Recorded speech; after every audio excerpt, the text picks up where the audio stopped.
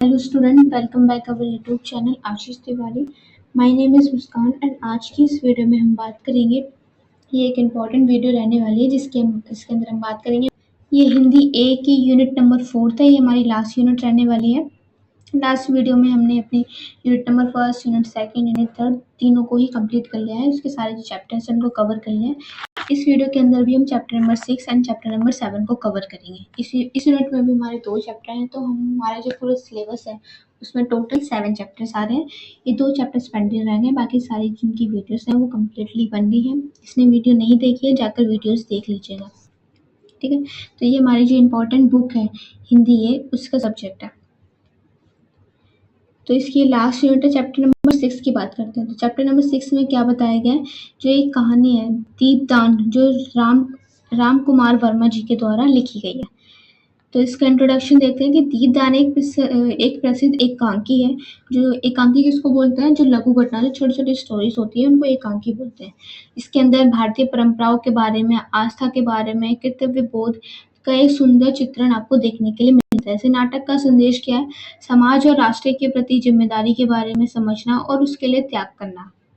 इस नाटक में संदेश दिया गया है।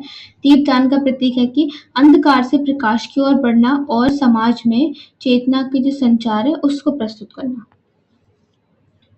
तो राम कुमार वर्मा जी के व्यक्तित्व और उनके कृतित्व के बारे में पढ़ लेते हैं। तो इनका जन्म 15 अक्टूबर 1905 में सतना मध्य प्रदेश में हुआ था। हिंदी साहित्य में एकांकी सम्राट के नाम से इनका प्रसिद्ध है और ये अंग्रेजी साहित्य में इन्होंने एमए किया। तो इनकी जो रचनाएं है वो मुख्यतः एकांकी, नाटक, काव्य इन सभी के क्षेत्रों में पाई जाती हैं। प्रमुख रचनाएं तो प्रतिमा, दीपदान, संगम, आकांक्षा ये सारी इनकी प्रमुख रचनाएं हैं।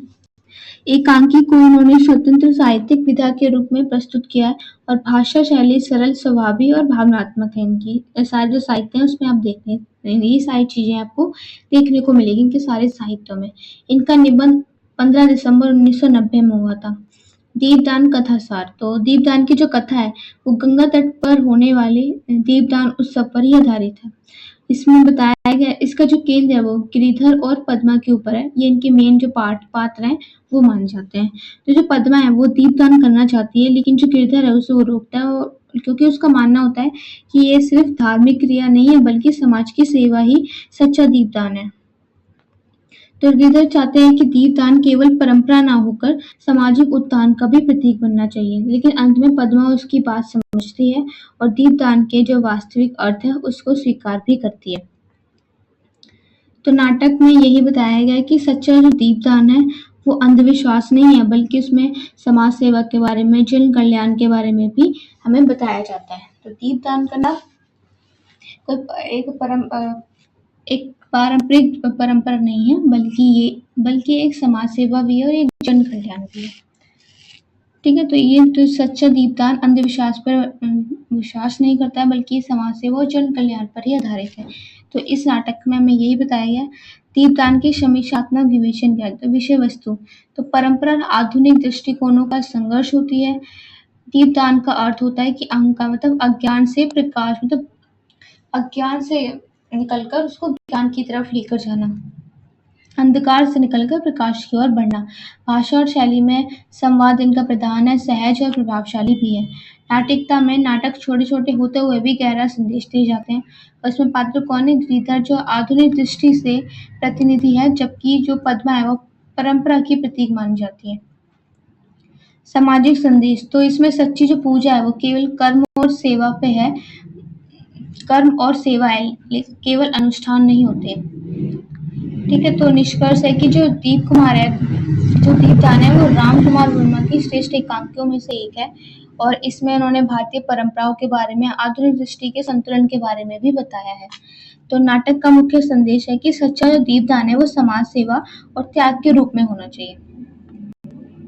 तो ये जो नाटक है ये आज भी सामने का मतलब प्रसिद्ध है, क्योंकि हमें ये दिखाता है कि केवल अनुष्ठान ही नहीं बल्कि कर्म और सेवा ही समाज को बदलता है, ठीक है। तो ये हमारा चैप्टर से ही कंप्लीट हो गया है। किसी का कोई डाउट है तो पूछिए ना। नेक्स्ट हमारा जो चैप्टर है चैप्टर नंबर 7, जिसका नाम है सुभद्रा, जो महादेवी वर्मा द्वारा लिखा गया है।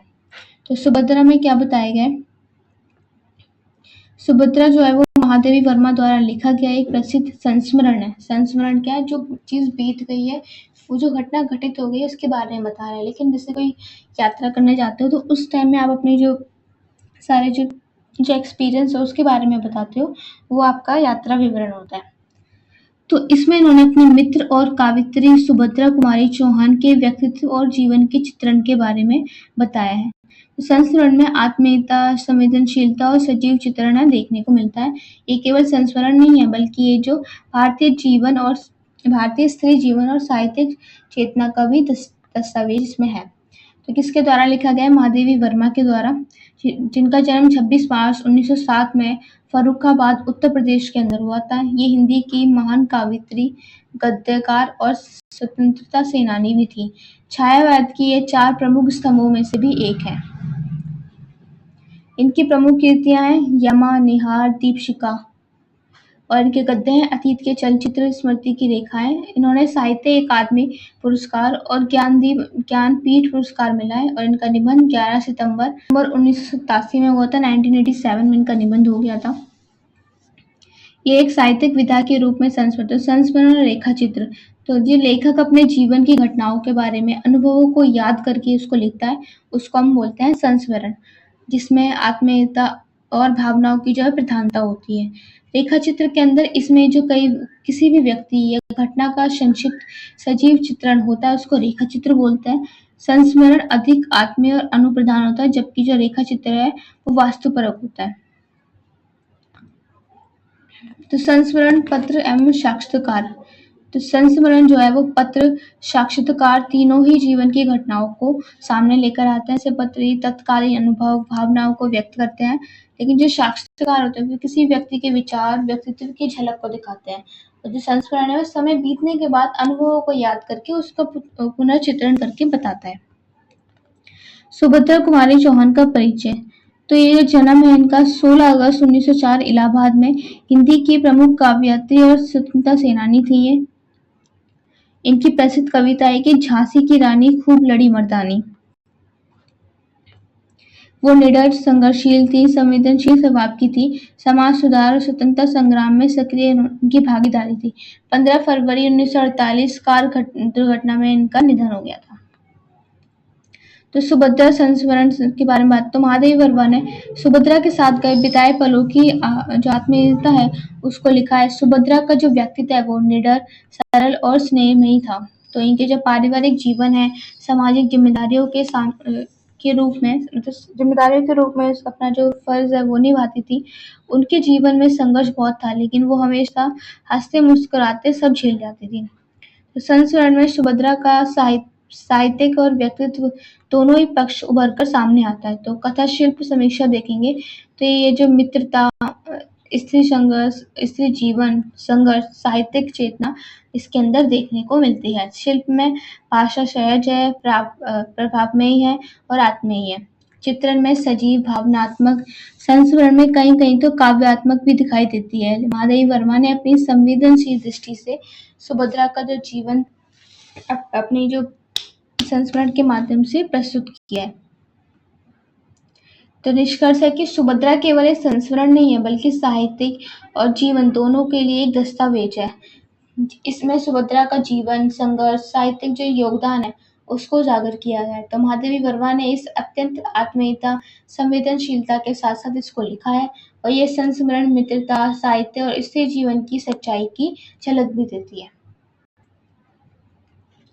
ठीक है, तो बेसिकली इन्हें सुभद्रा के संघर्ष के बारे में, उनके जीवन के बारे में, उनके योगदानों के बारे में, उनके फर्ज के बारे में, इन सभी स्त्री जीवन की बेसिकली इस चीज के बारे में उन्होंने बताया है अपने संस्मरण के अंदर।